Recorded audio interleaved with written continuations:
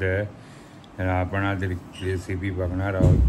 तर ती माशाची आहे, तर ते पण आपण बघूया आणि पचका झाला त्याच्यात ते पण तुम्हाला त्याच्यात सांगितलं आहे. तर बघा, दिसेल तुम्हाला. मला गाडचं पण करायचं होतं काम, गाड पण भेटला नाही, तिथे पण पचका झाला. बोंबील घ्यायला गेलो, तिथे पण पचका झाला. तर नवीन माशाची डिश आहे, तर ती आज आपण बघणार आहोत. पण बोंबीलचा नेक्स्ट टाइम जेव्हा बोंबील भेटतील त्यावेळेस ती बोंबलाची पण आम्ही टाकू आपण. तर चला स्पेशल आज स्पेशल म्हणजे मी आधी मगाशी तुम्हाला सांगितलं चिन्मयची बोलली होती, म्हणजे की मी बोंबील आणि त्या बोंबलाचं भुजणं मला खूप दिवस खाल्लं नव्हतं, मग ते करायचं होतं. आणि एक वेगळी जरा बोंबलाची वेगळी रेसिपी जी मला एकांच्या घरी मी गेली होती, मी सांगेन नंतर कोणाकडे गेली होती ती बनवताना, जेव्हा मला किंवा बोंबील मिळतील तेव्हा. आणि मग ते आवडलं होतं मला, तर तसं ते करायचं होतं मला ती पद्धती सुकं बोंबलाचं. पण ते काय झालं नाही, कारण आम्हाला बोंबीलच नाही मिळाली. मी जसं म्हटलं मगाशी की मुंबईमध्ये बोंबील बऱ्या प्रमाणात मिळतात, पण कोकणामध्ये बोंबील सहसा मिळत नाहीत, केव्हा तरी बाजारात येतात. मला वाटतं आज येतील पण नाही मिळाले. मग मी आज गुंजा मासा म्हणतात तो एक आणलाय, तो दाखवीन तुम्हाला. मी तुम्हाला व्हिडिओच्या सुरुवातीला पण तो मासा दाखवीन, जो आम्ही ह्याच्यातनं मी कसा शूट केलेला तेव्हाचा. त्याच्यावरती खूप खवळे असतात, तर मग तो जरा मासा, तो आमच्या आईला आवडतो गुंजा मासा. तर म्हटलं त्याची आता सार करूया, लालच आपलं रोजचं. पण कारण का दरवेळेला मांदेली किंवा आपलं हलवा किंवा पापलेटाचं किंवा इतर दुसऱ्या बांगडा म्हणा किंवा आपण सोंडाळे वगैरे ह्याचं दाखवतो सार. म्हटलं आज आपण गुंजा माशाचं सार दाखवूया.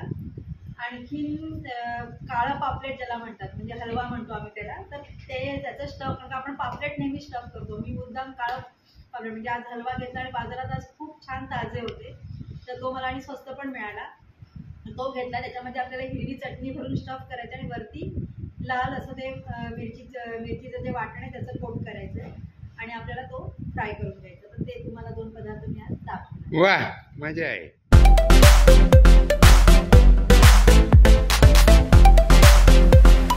मगाशी मी तुम्हाला दाखवलेले ते हे गुंजे मासे आहेत, आईला आमच्या फार आवडतात. या माशांवरती खवले खूप असतात, हे बघा दिसत असेल तुम्हाला. पण मी ते सगळे साफ करून आणलेत खवले, कारण ते लोक छान काढून देतात आपल्याला, त्यामुळे त्याचे असे तुकडे करून घेतलेले. ह्याची आपल्याला की लालसर अशी चटणी बनवायची आहे, जी मालवणी पद्धतीने आम्ही बनवतो तशी. त्याच्यासाठी आधी त्याला आपण हळद आणि मीठ चोळून ठेवून द्यायचं आहे मॅरिनेशन करायला. आणि त्याच्यानंतर मला हे स्वस्त मिळाले जरा, 100-150 रुपयामध्ये, 100-150 रुपयात आले एवढे बरे. म्हणजे मोठे 2 होते, ते मी जोडी घेतली. आणि हा असा एक हलवा म्हणतात ह्याला आमच्या इथे, हलवा किंवा इसवण. तर ते हे हलवा इसवण का काही मलाही माझं नावाचं जरा बन, पण ह्याला किंवा काळं पापलेट आपल्या तिथे म्हटलं जातं. म्हणजे हे पापलेटसारखंच असतं, फक्त हे काळपट असतं. तर आपल्याला हे फ्राय करायचं आहे अख्खं. त्याच्यासाठी मी हे असं कापून आणलेलं आहे बघा. आपण ह्याच्यामध्ये हिरवी चटणी भरून फ्राय करायचं आहे, हे पण छान लागतं. कारण का हे आज हलवे खूप होते बाजारात, त्यामुळे मला हे स्वस्तात मिळालं. 100-250 रुपयामध्ये हे संपूर्ण मासे माझे सगळे आले. ह्याच्यातला अजून एक छोट्या साईजचा अजून एक आहे, तो मी आत्ता नाही फ्राय करणार आहे, एकच आत्ता फ्राय करणार आहे आणि ते दाखवण्यासाठी तुम्हाला सगळ्यांना. आणि हे आपल्याला गुंजी आहेत, त्याची लाल चटणी बनवायची, त्याची रेसिपी मी तुम्हाला दाखवते कशी करायची ती. दोन्हीचे मी दाखवणार आहे. आता आपल्याला फक्त बघा, ही हळद आहे आपल्याकडे, हळद आणि हे मीठ आहे. तर ते ह्या दोन्ही म्हणजे ह्याला पण आणि ह्याला पण असं चोळून मॅरिनेशन करून ठेवायचं आहे. ते आता करायला घेते. हे बघू शकता तुम्ही, मी आता इथे हळद आणि मीठ ह्याला चोळते आणि तसंच त्या हलव्याला, म्हणजे काळं पापलेट पण इथे म्हणतात काही लोक, मी हलवा म्हणतो, तर त्याला पण मी लावून ठेवलं. हे बघा, त्याला पण मी असंच बघा हळद आणि मीठ चोळून ठेवलेलं आहे. आता आपल्याला पुढची प्रक्रिया केल्यानंतर मी तुम्हाला सगळं दाखवते. काय मॅरिनेशन होऊ दे, तोपर्यंत माझं दुसरं काम मी करून घेणार आहे.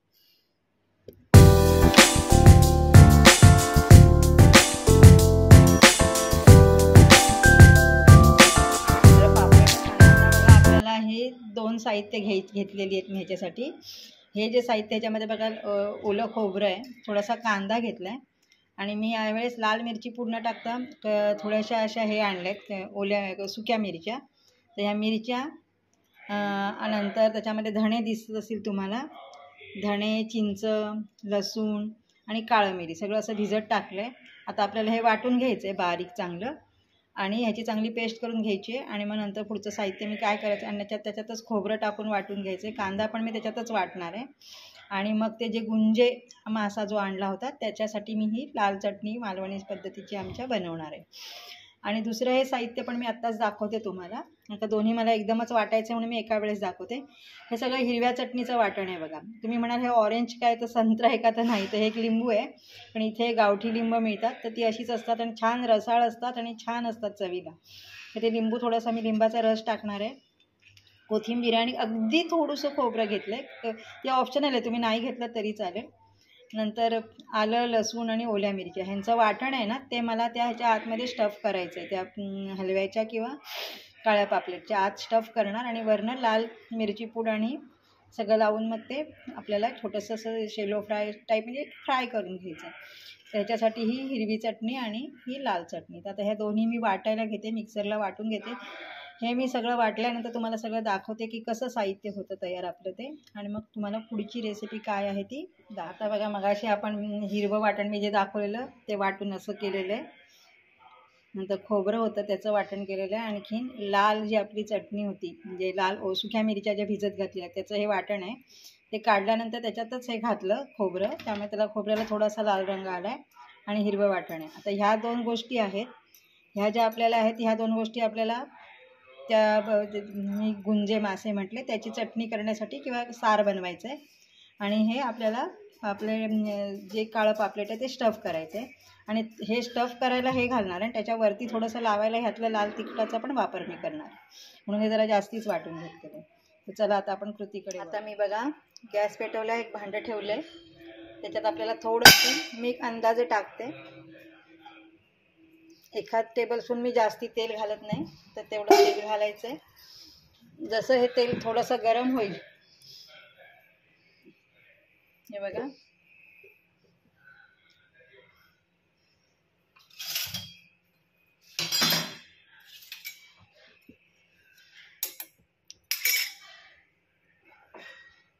थोडंसं लाल तिखट जे आता आपण वाटून घेतलं होतं ना वाटण, ते जर असं त्या तेलामध्ये आपल्याला परतून घ्यायचं आहे. कारण का चांगलं मी भरपूर टाकणार आहे, कारण का त्यात नुसत्या मिरच्या आणि त्या मिरच्या खूप अशा तिखट नाही आहे.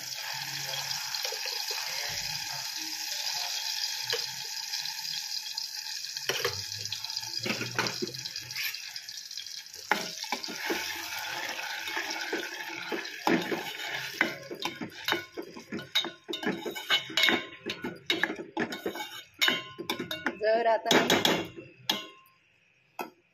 हे परतायला टाकलेलं आहे, आपल्याला ह्याच्यावरती थोडंसं झाकण ठेवायचं आहे, कारण का थोडंसं ते वाफेला शिजू द्यायचं. बघा मी थोडंसं पाणी टाकते त्याच्यामध्ये.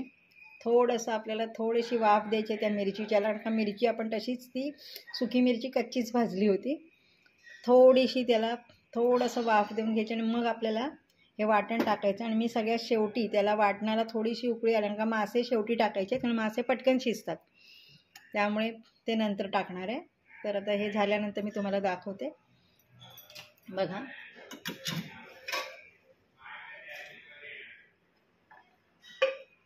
तुम्हाला दिसते का बघा, हे बघा थोडंसं आता इथे आपल्याला उकळी यायला सुरुवात झालेली आहे, ते शिजायला सुरुवात झालेलं आहे. नका नाहीतर मग काय केलं, असं जर नाही करून घेतलं ना तर मग आपल्याला ते थोडंसं असं कच्चं ह्याच्यामध्ये लागतं. जेव्हा आपण हे जे सार बनवण्यासाठी खोबऱ्याचं वाटण केलेलं आहे तर त्या वाटणामध्ये ते आपल्याला हे होतं, थोडंसं असं कच्चं लागतं. तर आता ते मी तुम्हाला ह्याच्यामध्ये टाकल्यानंतर दाखवते.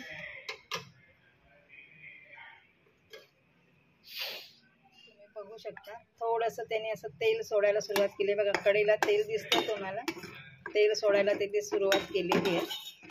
आता आपलं हे परफेक्ट झालं. आता ह्याच्यामध्ये मी हे जे वाटण आहे ना, हे वाटण आता मला त्याच्यात टाकायचं आहे सारासाठी. आणि चांगलं मिक्स करून घेणार मी आणि थोडं पाणी मिक्स करणार त्याच्यामध्ये.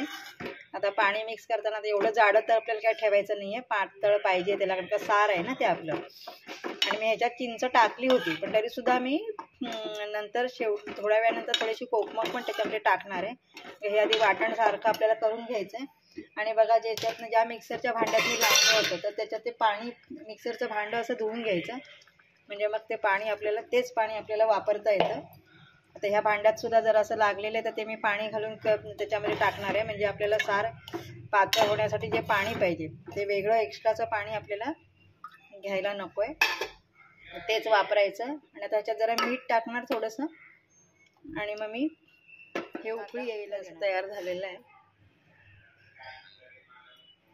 तर थोडी उकळी यायला देणार मी, कारण का थोडं शिजू देते, कारण का ते कच्चं खोबरं लागणार आपल्याला. आणि ते जशी उकळी येईल तेव्हा त्याच्यामध्ये मासे सोडायचे आणि कोकमं टाकायची. आंबटपणाला मी चिंच टाकली आहे, पण वरनं अजून कोकमं टाकली तर ते खूप छान लागतं. कारण का हे जे कुठलं पण मच्छीचं सार असतं ते जरा आंबट तिखट असं लागलं तर ते खूप छान लागतं. तर आता बघा मी त्याची कन्सिस्टन्सी इतकी पातळ ठेवली आहे बघा, कारण का ते थंड झाल्यानंतर अजून जाड होतं. त्यामुळे आपल्याला चपातीबरोबर पण हेच खायचं आणि भाताबरोबर पण घ्यायचं.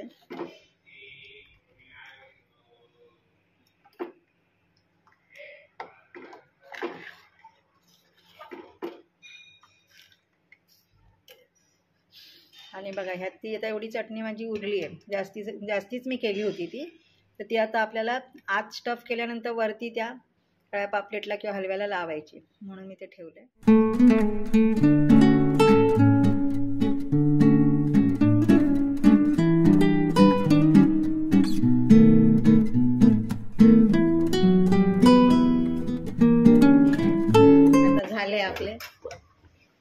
बघा आता आपले मासे रेडी झालेले आहेत, जे गुंजे मासे होते त्याची चटणी आता झाली रेडी, तयार झालेली आहे बघा. मासा शिजलाय हा कळतोय बघा इथून. तर चला आता आपण गॅस बारीक करायचा आणि हे खाली उतरवायचं. हे बघा हे सार तयार आहे. थोडं मी पातळच ठेवले कारण का थंड झाल्यानंतर ते जाड होणार. तुम्हाला म्हटलेली ही हिरवी चटणी आहे, ही लाल चटणी आहे. आपल्याला हिरवी चटणी आज स्टफ करायची आहे ह्याच्या, आणखीन ही लाल चटणी. आणखीन आता त्याला लावण्यासाठी वरनं मी कोट करण्यासाठी हे सुकं हे घेतलेलं, ज्यामध्ये रवा टाकलाय, तांदळाचं पीठ टाकलंय आणि थोडीशी लाल मिरची पावडर टाकली आहे. तर त्यांनी आपल्याला कोट करून तव्यामध्ये थोडंसं फ्राय करायचं. ही बघा ही हिरवी चटणी आहे, जी तुम्हाला मी मगाशी दाखवलेली, आता मी वाटून घेतल्यानंतर सुद्धा तर ती घेतली आहे. ही लाल चटणी जी आपण मगाशी या मच्छीच्या सारासाठी वापरलेली त्यातच मी जास्ती केलं होतं तर ती आहे. आणि हे तांदळाचं पीठ आहे, त्याच्यात रवा टाकला आहे आणि थोडीशी मिरची पूड टाकली आहे, जे वरनं त्याला आपल्याला कोट करायचं आहे. आता हे जे आहे आपलं मी तुम्हाला मगाशी दाखवलं होतं, तर ह्याच्यामध्ये आपल्याला आता हे आतमध्ये स्टफ करायचं आहे. ही हिरवी चटणी जी तुम्हाला मी सगळं दाखवलं, त्या चटणीत काय घातलं होतं ते तुम्हाला मी मगाशी दाखवलं होतं. तर ही व्यवस्थित आपल्याला भरून घ्यायची ह्याच्यामध्ये. चांगली लागली पाहिजे, म्हणजे आपण ज्या वेळेस खायला घेतो तेव्हा ते आपल्याला ती चटणी बरोबर खाता यायला पाहिजे. ते म्हणजे हातात तोंडाला ती चटणी. तरी माझ्याकडे पुदिना नव्हता, मी पुदिना टाकला नाही ह्याच्यामध्ये. माझ्याकडे नेहमी असतो पण आज पुदिना नव्हता माझ्याकडे, त्यामुळे मग ते माझं राहिलं टाकायचं. हे बघा मी चांगल्यापैकी अशी व्यवस्थित भरून घेते, कारण का खालच्या बाजूला आपल्याला ते व्यवस्थित हे नाही होत ना, भरता येत नाही ना, म्हणून. आणि हे तुम्ही दोऱ्याने बांधून वगैरे असं ठेवलं तरी चालतं, जर समजा बाहेर येत असेल असं वाटलं तर. आता मी काही जास्ती एका वेळेस तळत नाही आहे, एकच तळणार आहे आता. हा मोठाच आहे तो. तर हे बघा हे आपण आता बघा हे अशा प्रकारे मी संपूर्ण भरून घेतलेले आहे. आता आपल्याला जे तुम्हाला मी मगाशी सांगितलं की हे आता आपण हिरवी चटणी भरून घेतली. आता मी दुसऱ्या ह्याच्यात पण घेणार आहे भरून नंतर, पण ते मला काय आत्ता नाही फ्राय करायचं आहे, त्यामुळे मी ते नंतर भरून घेते. आणि हे बघा आता ही जी लाल चटणी आहे ना, ती मला इथे मला लावायची, कारण का मी ती इथे लावणार आहे अशा प्रकारे. आणखीन मग आपल्याला हे ह्याच्यामध्ये असं टाकायचं आहे. जसं की आता इकडे घेतले तशी मी इथे सुद्धा लावून घेते बघा, कारण का ते असं पण लावून घेतलं की. आणि ते वाटलेलं आपण आहे ना, अख्खी मिरची घेऊन वाटले, त्यामुळे त्याची चव जरा वेगळी लागते, जे की आपण मिरची पूड नुसती घेतो त्याच्यापेक्षा. तर आता बघा ह्याच्यामध्ये मी हे कोट करते आपलं. हे साईडने मला मिळालं घ्यायला, त्यामुळे मी खालच्या बाजूला तर ठेवलंच आहे ते. हे तांदळाचं पीठ, रवा, आणखीन मिरची पावडर थोडीशी टाकली आहे.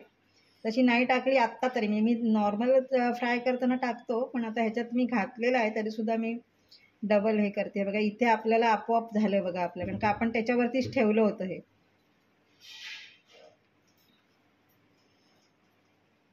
आणि आता आपल्याला तेल टाकून ते भाजून घ्यायचं आहे.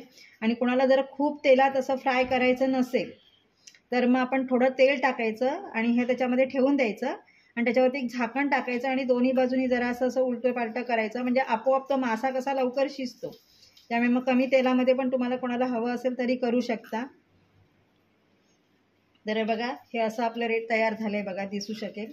आता हे आपल्याला फ्राय करून घ्यायचं आहे. आणि मग हे जे आहे ते पिठी मी दुसरा माझा आहे ना, हे फ्राय झाल्यानंतर त्याला लावून ठेवून देणार आहे फक्त, नका ते मला आत्ता नाही करायचं आहे. तर हा बघा, हा अशा प्रकारे माशा येत आहेत. जरा मी तरीसुद्धा ते घालवते, कारण का मासे म्हटले की तिथे माशांचं साम्राज्य लगेच असतं, त्यामुळे मला खूप काळजी घेऊन हे करायला लागतं. तर हे बघा, हे अशा प्रकारे आपलं झालेलं. आता हे स्टफ करून फ्राय करताना म्हणजे टाकल्यानंतर दाखवते आणि मग तयार झाल्यानंतर तुम्हाला टाकलं ह्याच्यामध्ये स्टफवालं. तर आता मी थोडं तेल टाकलेलं आहे, जास्ती नाही टाकलं. आपल्याला दोन्ही बाजूनी परतून घ्यायचं. मी पण थोडंसं त्याला झाकून ठेवणार आहे, कारण का थोडंसं शिजेल ते आतल्या बाजूनी. कारण का की खूप तेलात पण नाही करायचं आहे म्हणून, कारण मग तेलकट खूप होतं असं. तर आपल्याला हे आपण हे एक खाल्लं तर तसंच पोट भरेल. आता आम्ही हे एक आहे ते तिघांमध्ये मिळून खाणार आहोत, कारण का ते मोठं आहे भरपूर बऱ्यापैकी, आणि दुसरं आहे ते ठेवून देणार तसंच, कारण का एवढं एका वेळेस पण मासे खायला नाही होत. आणि हे आतली काय आहे ते वाफेला मी म्हणजे झाकण का ठेवणार आहे, तर आतली चटणी नाही तर मग आपल्याला कच्ची कच्ची लागेल. ती थोडीशी जर झाकण ठेवली की आतल्यात शिजते आणि त्याची टेस्ट त्या माशाबरोबर खूप छान लागते. तर आता जरासं आपण त्याला थोडंसं झाकण ठेवूया.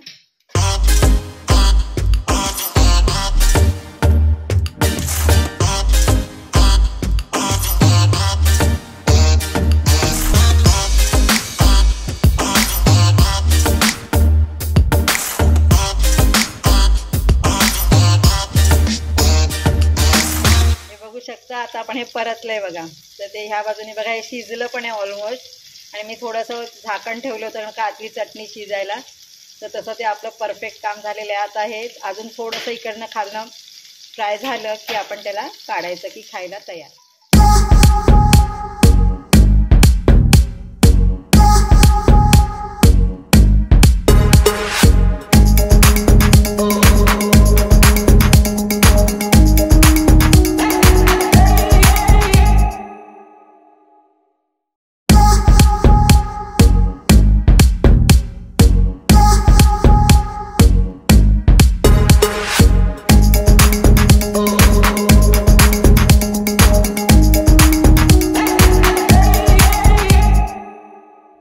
हा व्लॉग तुम्हाला कसा वाटला असेल तर लाईक करा, शेअर करा, सबस्क्राईब करा. चॅनलला नवीन असाल त्याचं काळ्या कलरचं बटन आहे, त्याला बटन दाबून सबस्क्राईब करा. तोपर्यंत पुढच्या व्लॉगला असंच भेटूया. तोपर्यंत काळजी घ्या, स्वस्त राहा.